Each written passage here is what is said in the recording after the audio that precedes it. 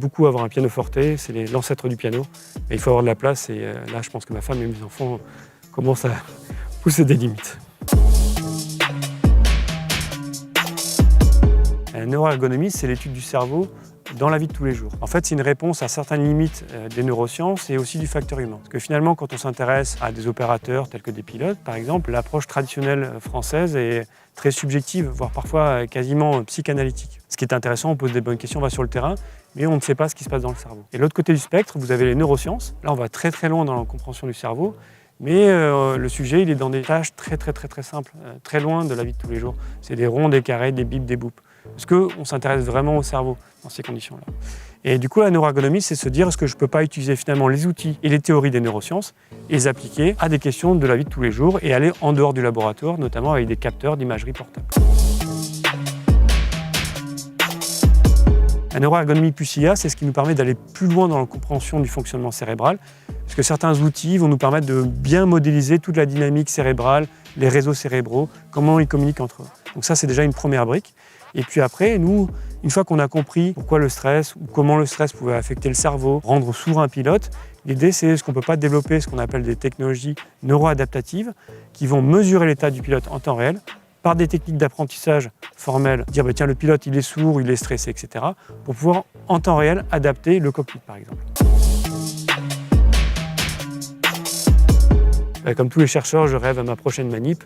Là, dans le cas d'Anity, on fait des choses assez excitantes. On essaye de trouver des moyens pour stimuler véritablement le cerveau, pour bien sonder le cerveau et développer de l'autre côté des outils d'intelligence artificielle pour vraiment comprendre toute cette dynamique cérébrale. Donc là, c'est ce qui nous accapare en ce moment. Alors, je pense l'enthousiasme. Alors, on a tous des cerveaux différents. J'aime pas trop l'idée d'avoir un cerveau supérieur, un cerveau inférieur. Ça nous ramène à des mauvaises histoires et qui sont toujours mal terminées.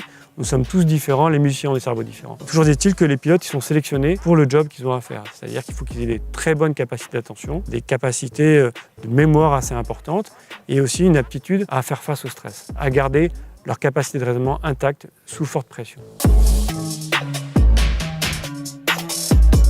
Maintenant, sinon je ne serai plus là. Et c'est une époque où il y a beaucoup de challenges, la science n'a jamais autant progressé, donc c'est vraiment très excitant. Je pense que nous, scientifiques, on a une place à jouer aussi dans la société. Moi, j'adore l'océan, donc j'aimerais bien nager comme un poisson.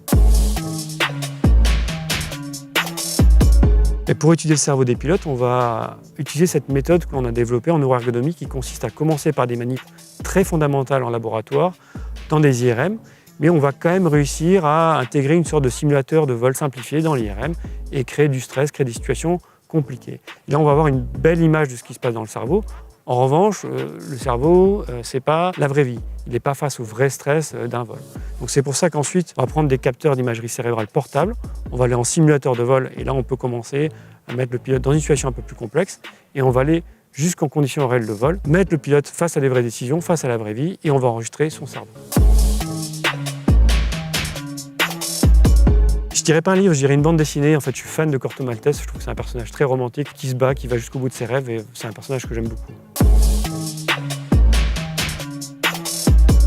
Moi, je suis gourmand, donc c'est difficile de s'arrêter à une chanson. J'aime beaucoup la musique. Alors, il y a Jimi Hendrix que j'aime beaucoup, The Wind Cries Mary que j'aime beaucoup. Je suis un grand fan des Doors aussi. Je pense que Riders on the Storm a une atmosphère très apaisante. J'aime beaucoup l'écouter aussi pour me concentrer. Alors, comme je vous l'expliquais, les pilotes ils ont quand même cette attitude, si vous voulez, à rester extrêmement calme face au stress. Donc c'est très rare qu'un pilote ait du mal à faire face à la situation. Néanmoins, ça arrive. Et ce que l'on observe actuellement, c'est souvent un problème pour comprendre les systèmes. Il y a tellement d'automatisation dans les avions. C'est comme vous avec votre ordinateur, parfois c'est complexe. On n'arrive plus à comprendre ce qui se passe. Et donc on voit ce cerveau qui va persister dans des décisions erronées, qui va se tunneliser, qui ne sera plus capable d'entendre des alarmes, de les voir, et arriver à des conflits entre l'humain et la machine. Alors l'IA, déjà, c'est qu'elle va nous aider à mieux comprendre le cerveau, comme je vous ai expliqué. Et ça, peut-être qu'on va pouvoir avoir des recommandations à terme pour entraîner les pilotes, trouver des stratégies. Mais aussi, c'est en détectant, en mesurant l'état du cerveau, est-ce qu'il est stressé, pas stressé, que nous, avec cette intelligence artificielle, on va pouvoir décider comment on peut adapter la technologie, et notamment le couplage entre l'humain et les systèmes. C'est au quotidien, c'est travailler avec mes collègues, avec mes étudiants. La chose dont je suis très fier, c'est d'avoir monté ce laboratoire. J'ai commencé tout seul en 2004. Là, on est en 2020, on est 25 au laboratoire, il y a une grande dynamique et c'est un plaisir de travailler avec mes collègues. En tant que musicien, les synthés, les claviers qui ont fait l'histoire de la musique, du rock, de la musique électronique. Et étant pianiste aussi, j'aimerais beaucoup avoir un piano forte, c'est l'ancêtre du piano.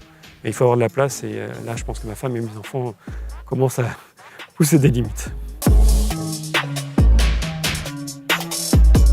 Mon programme pour l'intelligence artificielle, c'est vraiment ce couplage entre l'humain et la technologie qui m'intéresse. Parfois, la technologie va trop loin, on ne met pas assez en considération l'humain. Et je pense que c'est très important vraiment de travailler sur ce couplage entre l'humain et la technologie, que ce soit dans l'enseignement, que ce soit au jour le jour.